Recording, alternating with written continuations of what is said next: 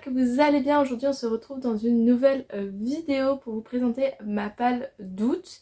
J'ai beaucoup trop de livres, sachant que là au moment où je tourne on n'est peut-être pas fin juillet, mais je sais d'avance que j'aurai pas fini tous les livres que j'avais déjà prévus pour juillet. Alors en août, en juillet j'avais prévu de faire peut-être pas une vidéo, au début je pensais à un vlog, mais je pense que ça ne se fera pas, avec les 3 lectures classiques qui étaient Orgueil et Préjugés, Martin Eden et Une vie de Simone Weil. Finalement je les ai un peu plus dissimées dans le mois de juillet. Et là où vous en êtes, je ne sais pas si j'aurais déjà lu certains, pas lu certains, enfin bref. Tout ça pour dire que après en août j'avais prévu de lire ce que j'avais appelé des romances un peu classiques. Des romances, non pas que young adultes, mais des romances qu'on a vues depuis assez longtemps et qui sont classées comme des très bonnes romances déjà, mais qui datent un petit peu. Notamment il y avait Nos étoiles contraires de John Green, Tous nos jours parfaits de Jennifer Niven et November 9 de Colleen Hoover. Donc je vais vous les présenter chacun leur tour, mais du coup je pensais lire ces 3 livres pour août qui sont déjà des grosses briques. Donc en tout premier, Nos étoiles contraires de John Green. Vous pouvez ne pas connaître l'histoire mais je pense que vous avez une idée un petit peu parce qu'il y a même un film qui est sorti. Dans Nos étoiles contraires, on suit 2 adolescents qui sont confrontés à la maladie. Il y a une romance entre les deux. Il y a des tragédies, sans vous spoiler, enfin même moi j'ai pas vu le film, j'ai pas lu le livre, je connais déjà à peu près la fin. Je sais que c'est triste, c'est pour ça d'ailleurs que je le mets cette lecture pour l'été. Si j'avais envie de le lire, c'est parce que John Green, c'est vraiment sa dernière chance là. J'ai essayé de lire de John Green Tortue à l'infini. J'ai adoré le principe, j'ai adoré le résumé, le principe, même le titre, la couverture, enfin bref, tout pour marcher avec moi. Et puis j'ai commencé à le lire, j'ai trouvé ça un petit peu trop jeunesse pour moi, alors qu'on vendait plutôt ça comme un truc young adult. Et il y avait toute la partie où la jeune fille était atteinte de TOC, il me semble, ou de pensée compulsive, je crois que c'est plutôt ça. Et en fait j'arrivais même pas à suivre parce que c'était tellement bien fait que pour moi ça allait vraiment trop vite et j'avais du mal à raisonner avec la jeune fille. Donc voilà, donc je retente avec Nos étoiles contraires, j'espère que ça va passer, on verra. J'avais aussi testé de lui, j'avais testé quoi, je sais plus, j'avais essayé de commencer aussi un autre livre qui n'était pas passé, donc vraiment dernière chance pour John Green. Je sais qu'il y a notamment le livre Où es-tu à Alaska. Si lui marche, potentiellement c'est l'autre livre vers lequel je me dirigerai par la suite. Après ça, donc j'aimerais lire November 9. J'ai toujours pas lu le résumé. Je crois que je vous avais fait un book call dans lequel je vous disais que j'avais pas lu le résumé. J'en ai pas entendu que du bien. Je sais pas comment ça va être. Écoutez, je vous ferai le résumé si je vous fais un vlog romance. Et si ça vous donne envie, n'hésitez pas d'ailleurs à le mettre en commentaire. Mais du coup, si je fais un vlog là-dedans, je vous donnerai le résumé. C'est souvent des histoires de vie. Il n'y a pas vraiment de trucs très compliqués avec Colleen Hoover. Pas de scénario un peu rocambolesque de ce que j'ai pu lire personnellement.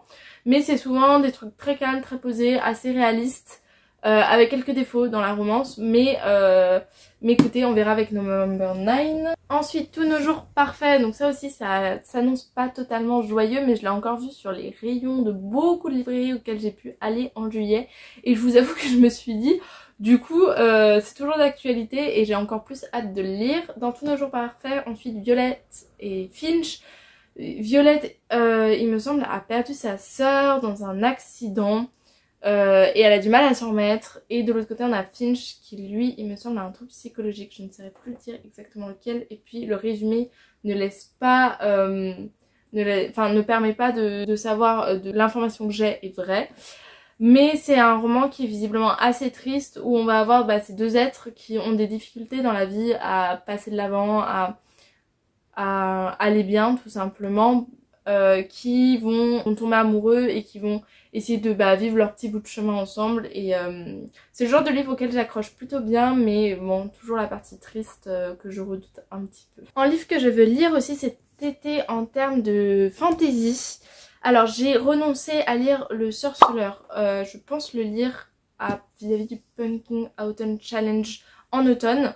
Et ouais, le mettre comme le seul de fantasy vraiment pour pouvoir le lire parce que j'ai trop envie de le lire. D'ailleurs j'ai vu la nouvelle saison de The Witcher En juillet j'avais vraiment beaucoup envie de le lire, mais j'ai commencé La guerre du pavot qui est une grosse bricasse et je pense que je vais prendre les 2 mois d'été pour le finir. Donc j'ai préféré mettre des livres qui sont potentiellement plus simples à lire en termes de fantasy, pas forcément en termes d'histoire. Et du coup, en premier, je vais lire Morsure magique de Kate Daniels, publié chez les éditions Bookmark. C'est un livre qui m'intriguait beaucoup parce qu'il a eu beaucoup de bonnes critiques, parce que on y suit une jeune femme qui va voir son tuteur assassiné là où elle habite. Et elle va un peu élucider le meurtre. On est dans un monde de fantasy, il me semble qu'il y a de la romance aussi. Enfin bref, il y a beaucoup de bonnes critiques, même si ça prend un peu les allures d'une enquête. Je pense qu'il sera pas si long à lire que ça et j'ai hâte de m'y plonger du coup. Je veux en fait le lire en août parce qu'il a assez traîné dans ma palle et qu'il me donne beaucoup envie. Après ça, en termes de fantasy aussi, j'aimerais lire Light L'Art. Donc ça c'est une grosse précasse, mais c'est écrit gros et c'est de la young adulte. Donc techniquement en termes de fantasy ça devrait être plus accessible que la fantasy adulte, en tout cas pour moi, de mon point de vue. Et du coup dans ce livre, dont on est dans un monde avec des royaumes qui se font la guerre, qui est dans des compétitions.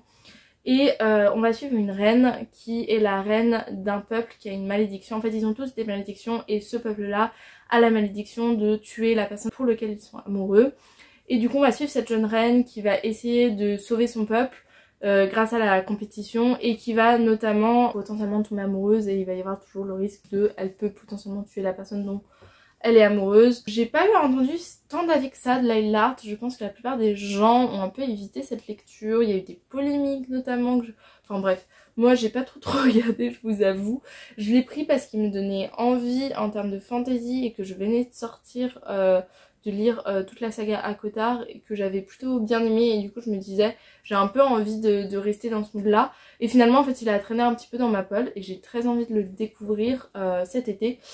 Mais voilà, ce sera peut-être pas la première lecture sur laquelle je me jetterai en août, mais en tout cas il me donne vraiment envie. On continue avec de la fantasy, j'aimerais lire Initié de Laetitia Danae.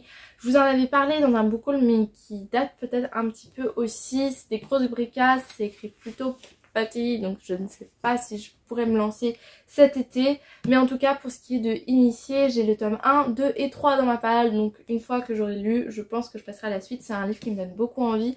On va parler de loup-garou et des critiques que j'ai pu en entendre, visiblement c'était très bien fait. On est aussi dans un récit d'aventure où on va avoir Lilith qui vit dans un petit village. Et il y a quelqu'un qui va venir en fait chez elle pour lui expliquer qu'elle a un destin un petit peu plus grand que ce qu'on avait imaginé à la base pour elle. Et bref, ça va être de l'aventure, ça va être des loups-garous. Donc voilà, c'est de la fantasy, c'est plus du paranormal. Mais ça me donne vraiment beaucoup envie. Ouais, le seul obstacle c'est que c'est écrit assez petit. mais voilà, il me donne quand même beaucoup envie vu les critiques que j'en ai entendues. On continue avec un livre qui parle d'écologie, j'en ai 2. Je vais les faire un livre de fiction et un livre de non-fiction. Donc le livre de fiction, vous avez dû en entendre beaucoup parler cet été dans beaucoup de palles je pense. C'est La dernière histoire d'amour de Victor Dixon Extincta. Donc je pense que je vais le dire à peu près comme tout le monde. C'est un livre que Victor Dixon a écrit et il est paru depuis assez longtemps. Enfin c'est pas une nouvelle parution cette année. Mais ils ont décidé chez PKJ de le sortir en poche et de changer la couverture. Je vous mets la couverture en grand format et mettre un autre titre. Ça a plus ou moins marché je pense parce que moi quand j'ai vu La dernière histoire d'amour, j'ai eu envie en fait de regarder la 4ème de couverture. Alors Extincta, je me suis rendu compte que j'avais jamais lu la 4ème de couverture et quand je l'ai lu, je sais que c'était un truc vis-à-vis de l'écologie que j'évite la plupart du temps parce que c'est des trucs qui peuvent m'angoisser, surtout quand on parle de fin du monde, etc. Mais en fait j'ai regardé derrière, je me suis dit si ça peut le faire, surtout qu'il y a eu des critiques qui disaient de mémoire que c'était plus ou moins réaliste. Donc ça va me permettre de prendre du recul, de voir si selon moi c'est réaliste. Et puis aussi ouais, de prendre du recul et d'apprécier ma lecture à sa juste valeur. Même si je pense que les romans qui parlent d'écologie sont aussi très importants bien évidemment. C'est aussi une petite bricasse mais c'est écrit plutôt gros, young adult, donc ça devrait pas mal se lire pour août. Alors en termes toujours d'écologie, j'aimerais lire un livre de non-fiction que je vous ai présenté dans mon dernier book haul. C'est À l'aube de la 6ème extinction, comment habiter la terre de Bruno David, publié chez les éditions Grasset. Ce livre c'est un livre qui va parler des problèmes écologiques, de biodiversité, qui est un gros point qui m'intéresse fortement parce que c'est ce dans quoi je veux bosser plus tard, qui va aussi normalement émettre des solutions, pas que dénoncer, parce que encore une fois, je vous en ai déjà parlé dans mon dernier book haul, j'ai beaucoup de mal avec les livres qui font que dénoncer. Moi j'ai besoin qu'on me trouve des solutions et que pouvoir étudier ces solutions, même si on n'en a pas des concrètes aujourd'hui, pouvoir les développer, etc. Donc voilà, c'est ce que j'en attends et du coup c'est pour ça qu'il est dans ma palle. Et j'aimerais beaucoup le lire avant de commencer mon stage à la rentrée. Je lis assez rarement la non-fiction, mais quand j'en lis, c'est souvent que je suis passionnée par le sujet, donc souvent c'est des lectures qui passent plutôt bien. Et je suis contente de les lire. Ce livre a failli voler. Bon, bah on va présenter ce livre. Donc c'est Les hommes virils lisent de la romance de Lyssa Kay Adams. Enfin de la romance, il m'en faut quand même pour cet été. Même si en vrai en été je suis pas une grande amatrice de romance. Je me suis rendu compte que là les lectures que j'ai appréciées, c'est pas forcément que de la romance. Aussi parce que j'en avais mis peut-être moins dans ma palle. Bref, c'est The Bromance Book Club, publication c'est HarperCollins. Dans ce livre on va suite un homme qui se fait larguer par sa femme, il me semble, et qui veut à tout prix la reconquérir, et on va lui donner l'idée de s'inscrire à un club dans lequel les hommes lisent de la romance pour pouvoir reconquérir les autres. Moi j'en attends de ce livre beaucoup de choses, d'abord de l'humour je pense, mais aussi je trouve ça assez... Est-ce que ça va être du côté genre c'est bien que les hommes lisent de la romance? Est-ce qu'on va dénoncer la romance? Est-ce que ça va être vraiment à reconquérir sa femme? Je ne suis pas sûre. Enfin bref, j'en attends du rire, de la dérision, et puis c'est pour prendre un peu de recul avec toutes les lectures qui sont pas forcément très faciles et que j'ai mis cet été, que ce soit parce que c'est des grosses pavasses ou que ce soit tout simplement parce que le sujet évoqué est assez compliqué, notamment tout ce qui est par exemple littérature classique. C'est pas toujours très simple de lire de la littérature classique, encore que j'arrive à m'entourer des lectures plus simples. Donc voilà, c'est pour ça que je l'ai mis là, c'est pour avoir un petit peu de second degré, de couche de bonheur. Ensuite, lecture pour le coup pas très simple mais qui me donne beaucoup envie, c'est Le Tatoueur d'Auschwitz de Heather Morris, publié chez les éditions J'ai lu. Dans ce livre on suit deux personnages, une femme, un homme, une femme, non l'homme est tatoueur. Donc en fait il écrit les noms, c'est son job à Auschwitz, et il va y avoir une romance entre les deux, et le principe est de bien sûr parler de mémoire, enfin même si c'est de la fiction, d'évoquer la Shoah, et également de parler d'histoires d'amour au sein du camp. Et donc du coup ça met les histoires, même si c'est pas forcément les parties d'histoire que je préfère regarder pour une question encore une fois de sujet assez compliqué, mais aussi d'amour, et j'avais envie de voir comment c'était réalisé. J'aime les romances historiques mais j'en trouve très peu qui sont bien réalisés. Ce livre a reçu beaucoup de bonnes critiques et du coup il me donne beaucoup envie. J'aimerais lire aussi durant ce mois Les Sirènes de Malibu de Tyler Jenkins Reid. Ce livre, il faut à tout prix que je le lise, c'est comme Les 7 maris d'Evelyn Hugo.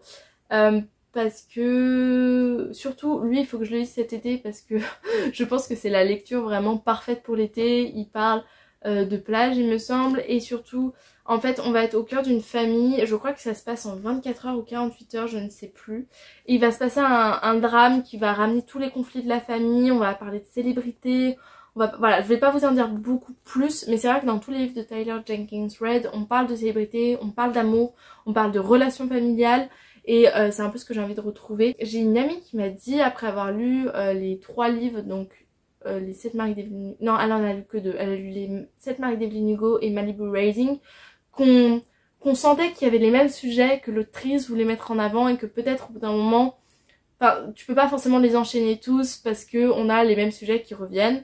Je ne sais pas si je vais être d'accord avec elle parce que pour l'instant j'ai lu uniquement Daisy Jones and the Six. J'ai quand même hâte de me plonger dedans, et je vous dirai si selon moi elle évoque toujours la même chose ou si elle peut évoquer les mêmes sujets mais elle peut les évoquer de manière différente et très bien fait aussi. Donc je vous donnerai mon avis dès que j'aurai lu lui et les 7 maris d'Evelyn Hugo.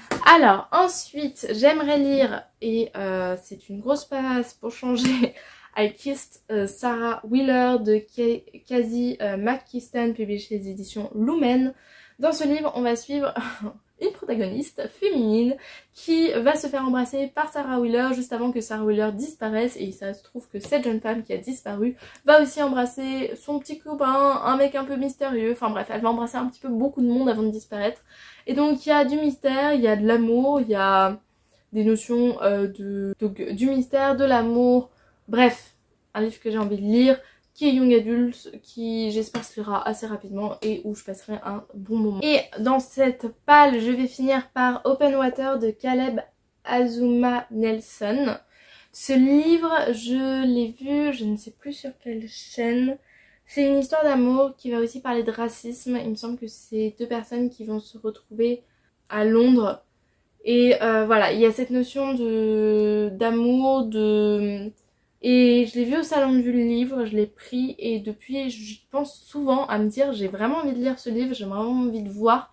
Moi je vais très facilement vers les livres qui parlent d'amour, même si c'est des livres qui sont contemporains et pas des romances, même si c'est des livres qui sont plutôt classiques, etc.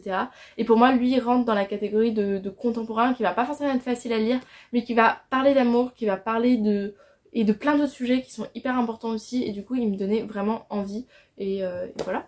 C'est pas mal de livres quand même, du coup je vais vous laisser là. J'espère que vous avez aimé cette vidéo, n'hésitez pas à liker, n'hésitez pas à vous abonner. N'hésitez pas aussi à mettre en commentaire si vous voulez des vlogs spécifiques. Alors là il y aura le vlog normalement de romance classique. Ou romance populaire il y a 4-5 ans, je ne sais pas. Bref, donc si c'est des vidéos qui vous donnent envie, n'hésitez pas à me mettre en commentaire. Si vous voulez que je lise des livres avant d'autres, n'hésitez pas aussi parce que je suis toujours en train d'hésiter. Et sinon pour choisir aussi, n'hésitez pas à aller sur mon Insta, à vous abonner, puisque souvent je mets des stories où je vous demande de choisir quel livre vous préférez que je lise. Puis je vous donne aussi des nouvelles de mes vacances.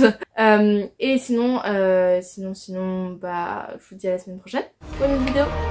Salut!